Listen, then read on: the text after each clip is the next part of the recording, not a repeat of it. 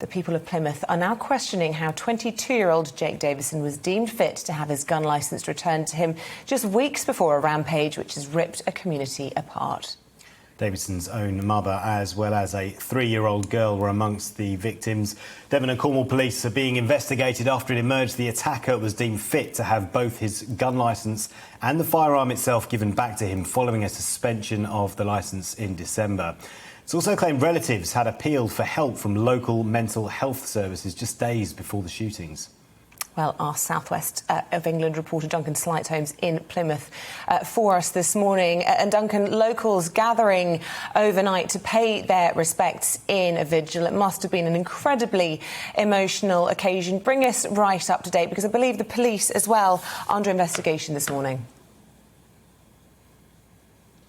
Yes, it certainly was a very emotional night tonight. And as this city wakes up today, it opens its eyes to another day of reflection, reflecting on the terrible tragedies that started here and worked their way through this community. And that's the thing about this. It's not just one scene. There are some 13 or so locations in and around this area that the police are looking at and investigating. So, of course, many people in this tight-knit community, in this heavily residential area, were affected by it. And last night was an opportunity for them to come together. They held their phones aloft in the air with their torches switched on. They held candles in the air, all in a nearby park. This vigil, this event organised by the local MP, Luke Pollard, who wanted an opportunity for people to come together, to hold their lights in the air and remember and reflect on the lives that were lost here.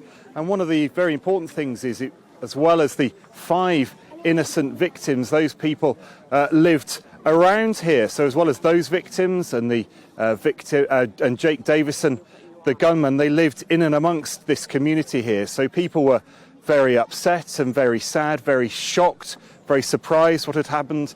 They were neighbours and friends of those who lived here. And that was quite clear as we spoke to them, as they reflected on what had happened in their community. It's surreal. It's surreal. It's as if it hasn't happened. It doesn't happen. But I heard the fight, you know, the banging of the gun and people screaming. Terrible. Yeah, just awful. Just can't get over it. It just seems like a bad dream. Yeah. We knew the guy. We knew Jake as well. We knew his mum. A neighbour of ours. He was out walking the dog, and he got shot. You know what I mean? We knew several of them. What's the sort of impact on a community like this when something like this happens here? It never happens in Keyham, does it? It's quite scary that it's on your doorstep. It's just a horrible tragedy. Nothing like this has ever happened down here, so it's just really hit everyone such a horrible way, and just here to just support everyone. Everybody in Keyham and Plymouth in general come together to this day of mourning. It's unbelievable. Can't believe it. It's happened in Plymouth, and it's just hope it never happens again, to be honest. Yeah, it's just sad, and it just shows like how much everyone looks after and supports each other here, that there's so many people to pay their respects. Such a community feeling we've got here, isn't it? Mm-hmm. It's nice.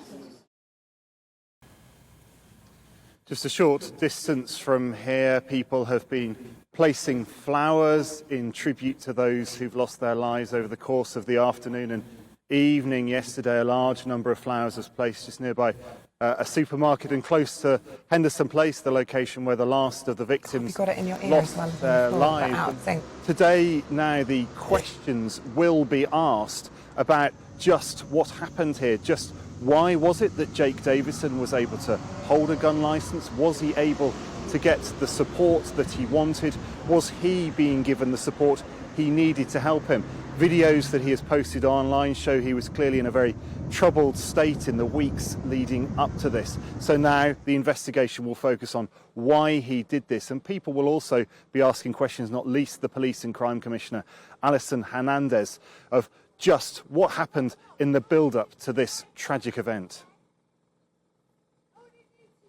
There's a number of questions. We all want to know why, who, where, when, did we know, was it preventable?